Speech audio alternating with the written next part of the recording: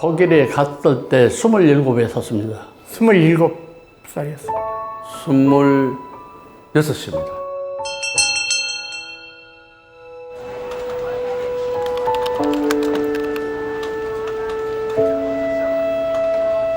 방산이라는 것은 알지도 못하고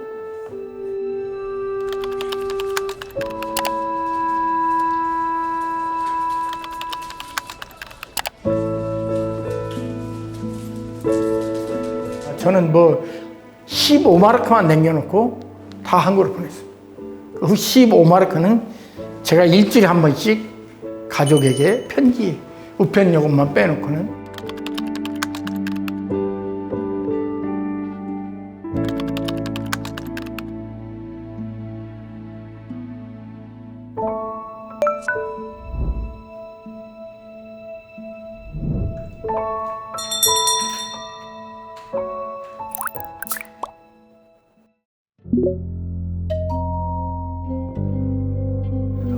팔남매라고 하셨죠? 팔남매.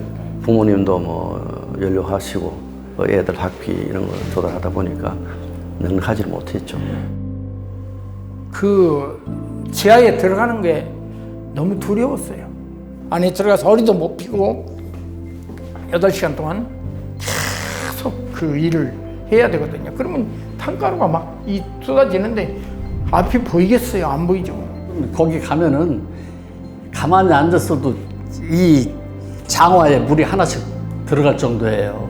앞이 안 보일 정도로 먼지니까 사람이 1m 앞이 잘 안 보일 때가 있어요.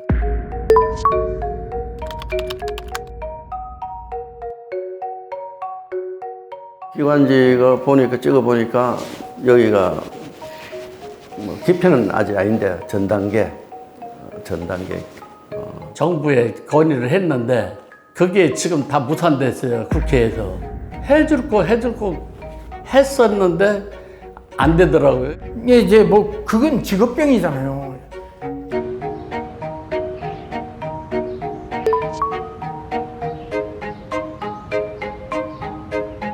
너들은 독일에서 일을 해서 독일에서 얻은 병이니까 독일하고 상대를 해라. 그런데 우리들이 할 수가 없지 않습니까?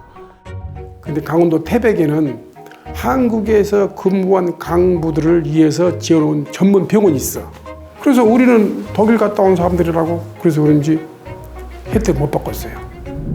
지휘명령 판단 주체가 해외 사용자로서 파견으로 보는 경우에는 국내만을 이제 적용 대상으로 보고 있기 때문에 파견인 경우에는 이제 해외 산재보험 적용 대상이 아닌 것으로. 그리고 여기 그들을 위해 1년 전부터 시행된 법이 있습니다. 약칭 파독광부 간호사법. 하지만 단 6개 조항만으로 이뤄진 단출한 법안.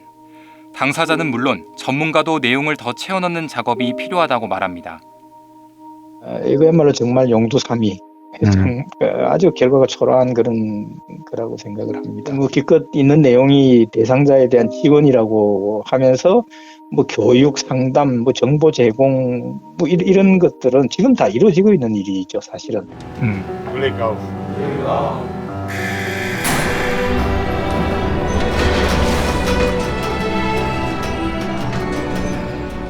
2014년 말에 개봉한 영화 국제시장이 1000만 관객을 동원하자 영화에 조명된 파독광부 간호사에 대한 관심과 지원 목소리가 커졌고 여야 할 것 없이 정치권도 관심을 보였습니다.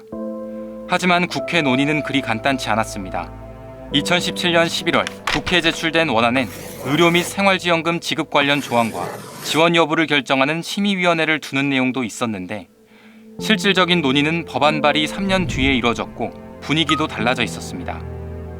중동 등 다른 나라에 파견된 노동자들과의 형평성 등을 이유로 정부는 의료 지원에 난색을 표했고 당시 여당이었던 민주당 기류도 비슷했습니다.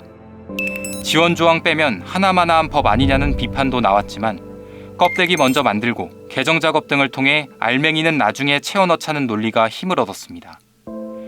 예산이 들어가는 만큼 사회적 합의가 필요하다는 말엔 당사자와 전문가들도 동의하지만 형평성 논란에 대해선 파독 노동자들이 국가 간 협정으로 모집 파견됐다는 특수성을 고려해야 한다는 목소리도 있습니다. 노동자들 선발하고 또 파견 이후 관리하는 이런 것들을 국가가 했습니다. 이 중동 파견 근로자들의 경우에는 그들이 이룩하는 성과에 대해서 기업이 보상을 하고 또 기업은 국가로부터 포상이나 보상을 받아요. 독일에 가신 분들은 그런 부분에서는 오리알입니다. 절반 이상이 80대에 접어든 당사자들은 탄광에서 일하며 생긴 진폐증 등 질병 치료만이라도 지원해 주길 바라고 있습니다. 또 정치권이 말한 사회적 합의가 필요하다면 언제든 임하겠다고 밝혔습니다.